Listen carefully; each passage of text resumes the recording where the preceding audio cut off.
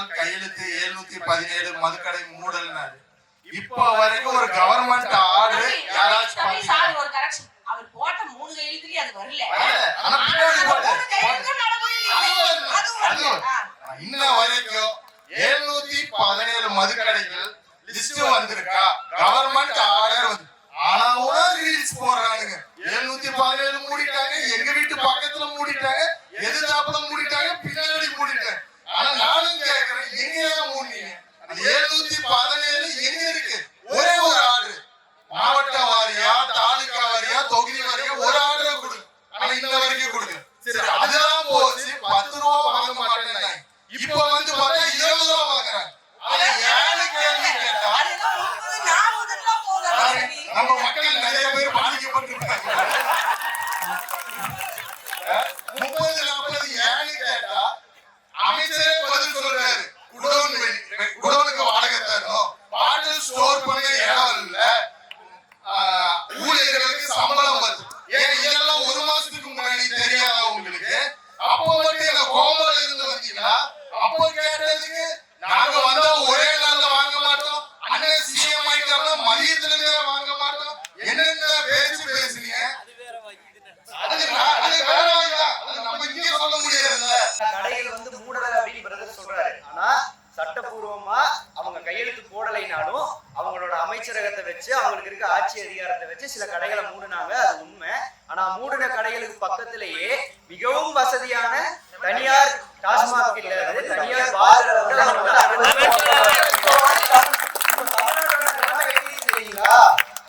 அதாவது மக்கள் குடிக்கிறாங்க, அது தப்புதான். ஆனா குடிய வந்து அமைச்சரே வாங்கணும்னு சொல்லிட்டாரு.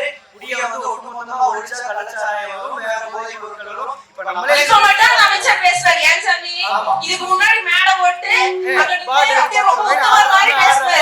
செதற விட்டவர் தான் அமைச்சர். ஆனா இன்னைக்கு அந்த அமைச்சர் வந்து என்ன பேசுறாரு? குடிய வந்து நம்ம டோட்டலா கட் பண்ணிட்டோம் அப்படின்னா வேற போதை பொருட்கள் வர வாய்ப்பு இருக்கு அப்படிங்கிறாரு. ஏன்னா சில மருத்துவர்கள் இதைத்தான் நம்மளும் சொன்னோம். இப்ப அவங்க சொல்றாங்க, ரைட் ஓகே, நாங்க இதை எனக்கு சொன்னோம், நீங்க அன்னைக்கு அதை கேட்கல, இன்னைக்கு நீங்களே அதை சொல்றீங்க, ரிப்பீட் மோடு.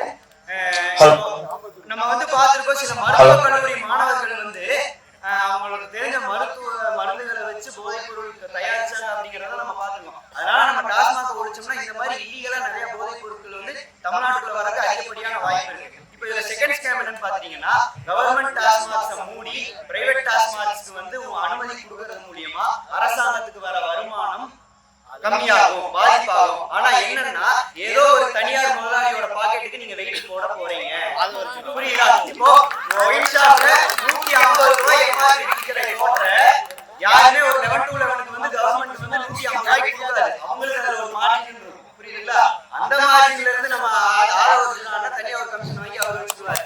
இப்போ மார்ஜின் 10 ரூபாய் அந்த மார்ஜின் 10 ரூபாய் எங்க இருந்து ஆரம்பிச்சதுன்னு பாத்தீங்கன்னா ஒரே இல்ல தம்பி, இது ஒண்ணு இல்ல. யாருக்காச்சும் அந்த 10 ரூபீஸ்க்கு என்ன வேல்யூன்னு நெட்ல போடுங்க, அது இன்னைக்கு நடக்குது. ஆனா இத வேற மாதிரி அன்னைக்கு அவங்க பண்ணாங்க. 10 ரூபீஸோட கதை என்னன்னா, அதாவது ஃபாரஸ்ட் ஏரியாஸ் அந்த மாதிரி ஏரியாஸ்ல எல்லாம் வந்து இந்த பாட்டில் வந்து நம்ம டிஸ்டர்பன்ஸா இருக்கு அப்படிங்கறதுக்காக அதை ரீகலெக்ட் பண்றதுக்காக அதுல ஒரு ஸ்டிக்கர் QR ஒட்டி அது மூலமா அந்த 10 ரூபீஸ் கலெக்ட் பண்ணதா அது 10 ரூபாய். சரிங்களா? அந்த 10 ரூபாயை தாண்டி வேற எங்கேயும் வாங்குறது கிடையாது. அப்படி இப்ப வாங்குறாங்க, அதுக்கு நம்ம ஆளுங்க விளக்கம் கொடுக்குறாங்க, வாடகை கொடுக்கணும், 10 ரூபாய் பாட்டில் வாங்குறவங்களுக்கு சம்பளம் கொடுக்கணும்னு விளக்கம் கொடுக்குறாங்க. ஆனா நான் சொல்றேன், டாஸ்மாக்குகளை தயவு செஞ்சு தனியார் மயப்படுத்துறத நீங்க மறந்துருங்க. கவர்மெண்ட்டுக்கு வர வருமானத்தை நீங்க தனியாருக்கு கொடுக்கறது இது எந்த விதத்துல நியாயம்? நீங்க தனியார் கொடுக்கற மூலியமா உங்களோட பாக்கெட்டை நீங்க நினைச்சுக்கிறீங்களா? மதுபானத்தை ஹோல்சேல்ல கொண்டு வந்தது அதிமுக எம்ஜிஆர் அவர்கள் கொண்டு வந்தார். அதை ரீட்டைல் பண்ணது ஜெயலலிதா அவர்கள். இப்போ இந்த பாட்டிலுக்கு 10 ரூபான்னு சொல்றாங்கல்ல, அது அமைச்சரே என்ன சொல்றாருன்னா, இது ஒரே நாள்ல மாத்திர முடியாது, சினிமால மாத்திர மாதிரி ஒரே நாள்ல மாத்திர முடியாது, இதுக்கு நாங்க வழிமுறையை பின்பற்றுவோம். ஏன்னா உச்ச நீதிமன்ற வழிகாட்டுதலின்படி அந்த பாட்டிலை திருப்பி கொடுத்தா 10 ரூபா கொடுக்கணும், இல்ல அது மாற்று வழி ஏற்படுத்துங்கன்னு சொல்றாங்க. இப்போ அந்த பாட்டிலுக்கு 10 ரூபாங்கிறத பேரை மட்டும் மாத்தி டெபாசிட்டுக்கு 10 ரூபான்னு மாத்தி இருக்காங்க. மத்தபடி அதே நடைமுறை தான் இருக்கு. பாட்டிலுக்கு 50 ரூபி, பாட்டிலுக்கு 50 ரூபி நாங்க பாருங்க, நீங்க ஏத்துக்கிறீங்க. உங்க தலைவர் ஏத்துக்கலரா? நாங்க ஒரு பாட்டு பாடுறோம், ஜெயிச்சி சார்பா இது பாருங்க. பாட்டிலுக்கு 50 ரூபி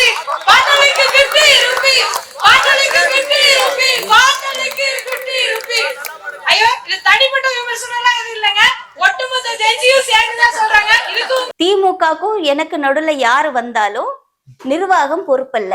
இது கிட்டத்தட்ட ஒரு 3rd கிரேட் ரவுடி பேசுற வார்த்தை. அப்போ இவங்களுக்கும் திமுகவுக்கும் நடுவுல வந்தது யாருன்னா கூட்டணிகள் தான் இருந்தாங்க. நாங்க வெளியே இருந்து ஆதரவு தெரிவிக்கிறோம். நேத்திக்கு அவர் அவமானப்படுத்தினது கூட்டணி கட்சி தான் அவமானப்படுத்திருக்காரு.